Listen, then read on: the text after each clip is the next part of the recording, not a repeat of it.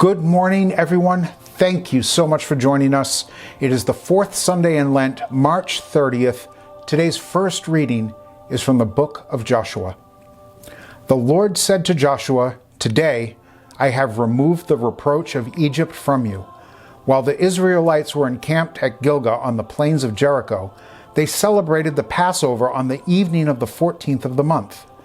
On the day after the Passover, they ate of the produce of the land in the form of unleavened cakes and parched grain. On that same day after the Passover, on which they ate of the produce of the land, the manna ceased. No longer was there manna for the Israelites, who that year ate of the yield of the land of Canaan. The word of the Lord.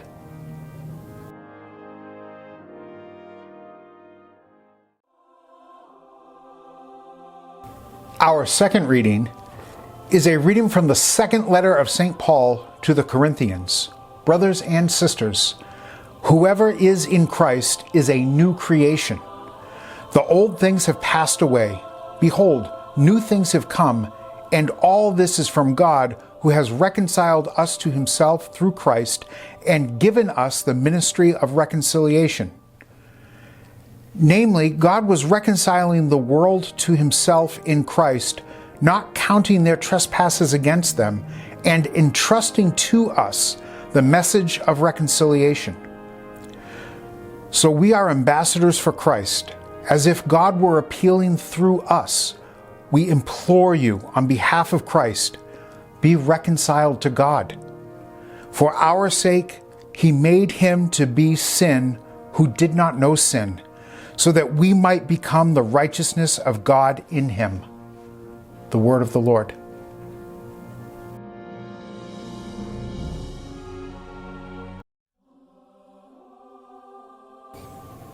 A reading from the Holy Gospel according to Luke. Tax collectors and sinners were all drawing nearer to listen to Jesus, but the Pharisees and scribes began to complain, saying, "This man welcomes sinners and eats with them?" So to them Jesus addressed this parable.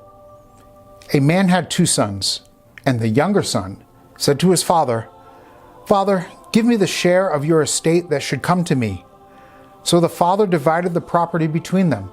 After a few days, the younger son collected all his belongings and set off to a distant country, where he squandered his inheritance on a life of dissipation. When he had freely spent everything, a severe famine struck that country, and he found himself in dire need.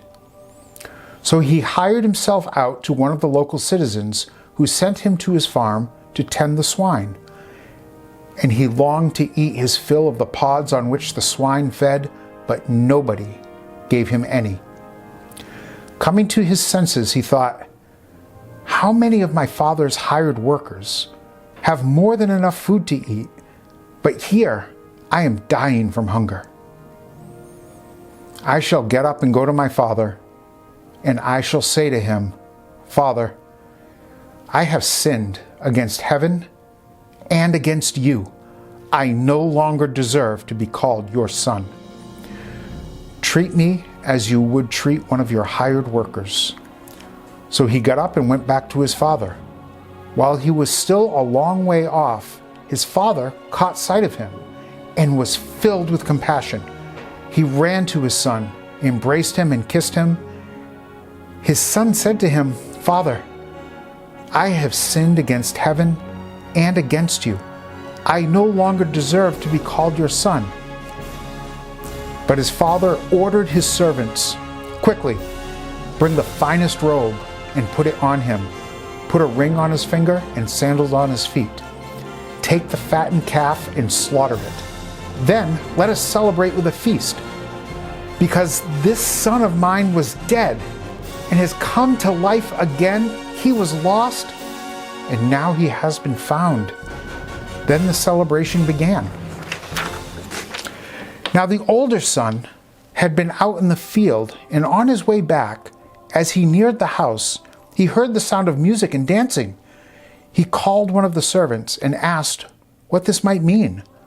The servant said to him, "Your brother has returned, and your father has slaughtered the fattened calf because he has him back safe and sound." He became angry. And when he refused to enter the house, his father came out and pleaded with him. He said to his father in reply, "Look, all these years I served you, and not once did I disobey your orders. Yet you never gave me even a young goat to feast on with my friends. But when your son returns, who swallowed up your property with prostitutes, for him you slaughter the fattened calf?" He said to me, "My son, you are here with me always. Everything I have is yours. But now we must celebrate and rejoice, because your brother was dead and has come to life again. He was lost and has been found." The Gospel of the Lord.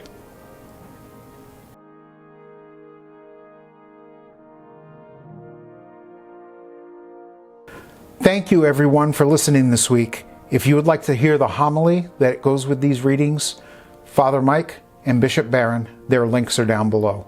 Or, of course, as I always say, go to your local church. I'm sure you'll enjoy it.